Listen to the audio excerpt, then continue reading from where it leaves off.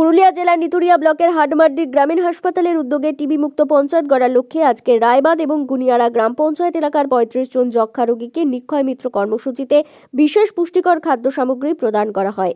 উপস্থিত ছিলেন হাটমাড্ডি গ্রামীণ হাসপাতালের বিএমওএইচ ডাক্তার নবনীতা নাথ, নিতুড়িয়া ব্লকের যুগ্ম সমষ্টি উন্নয়ন আধিকারিক সুব্রত বিশ্বাস সহ অন্যান্যরা।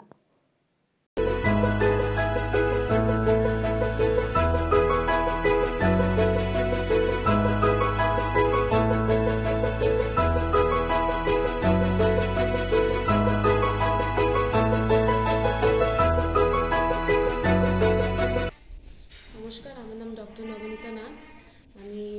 আজকে আমরা এই টিম নিয়ে রায়বাঁধ কমিউনিটি হলে এসেছি। নিক্ষয় মিত্র আয়োজন করেছি আমরা। প্রথমত আমরা ডাক্তার হিসেবে তো সবাইকে ওষুধ দিচ্ছি, কিন্তু শুধুমাত্র টিভির ওষুধ দিয়েই যে কাজ হবে তা কিন্তু নয়। তার সাথে দরকার পুষ্টিকর খাবার আর সামাজিক এক্সপেকটেন্সি।